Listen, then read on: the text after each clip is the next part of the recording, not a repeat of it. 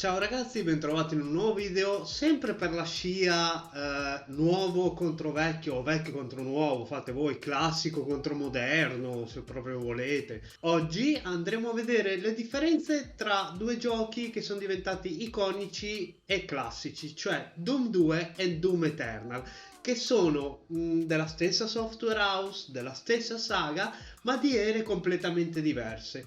Doom 2 è uscito nel 1994, Doom Eternal nel 2019, quindi c'è una bella differenza di tempo. Andremo a vedere le differenze tra storia, meccaniche di gioco, grafica e motore grafico utilizzato per questi giochi. Analizzeremo anche il suono. Doom 2, che chiameremo il classicone, è stato un gioco pionieristico per la sua epoca.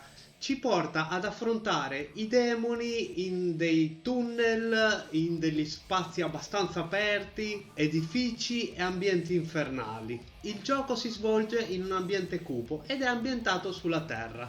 Doom 2 è abbastanza noto per le sue meccaniche che all'epoca erano rivoluzionarie. Si trattava per lo più di affrontare i demoni sparandogli in faccia, stando sempre attenti alle volte a mantenere una certa distanza, perché con i controlli che c'erano una volta, se volete giocare il vero Doom 2 dovete usare PR Boom e non GZ Doom.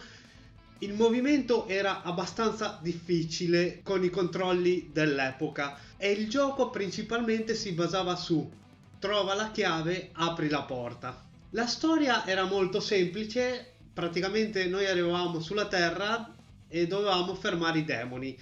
Questo bastava per rendere il gioco abbastanza avvincente da darci la scusa da sparare a ogni cosa, ma lo stesso Carmack ai tempi diceva che la storia in un videogioco era come la storia in un film di quello per adulti, quelli spinti, quindi praticamente inutile. La grafica ai tempi Doom 2 era una cosa rivoluzionaria, tant'è vero che c'era la pubblicità con Bill Gates, se la andate a cercare su YouTube la trovate, che dentro Doom 2 fotomontato diceva wow, it's so real.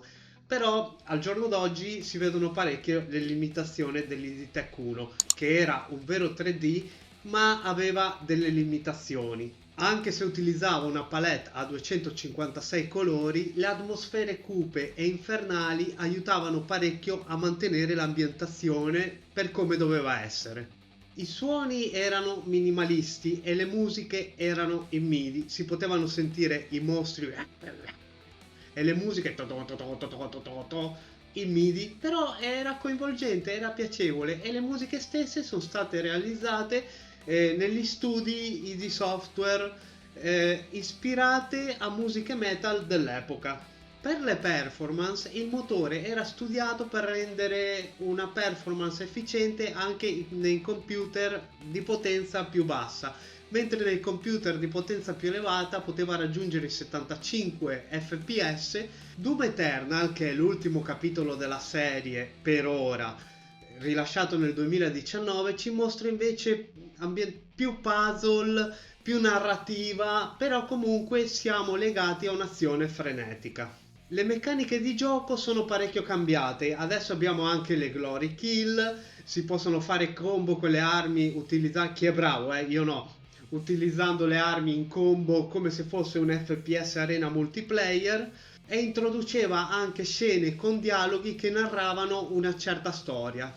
La trama stavolta è più articolata, cioè ci vede arrivare sulla Terra e fermare le ondate dei demoni, che però i demoni li volevano una ditta che era favorevole ai demoni, cioè è più articolata, ha sicuramente più dialoghi, più roba da vedere e questo porta a un coinvolgimento maggiore, addirittura si sente il Doom Slayer parlare.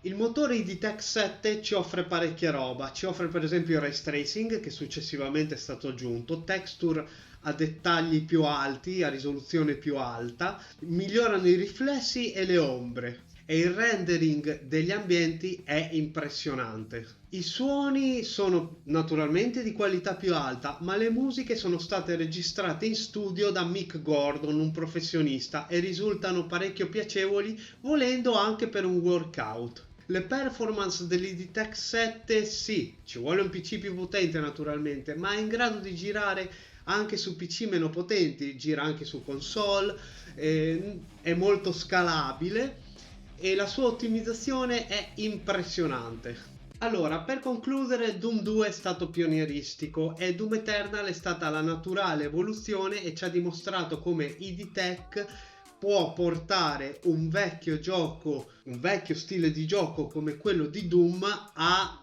dei risultati ancora più elevati e tuttora moderni. Entrambi sono diventati dei classici e innovativi per la loro epoca e giocandoli si può capire il perché.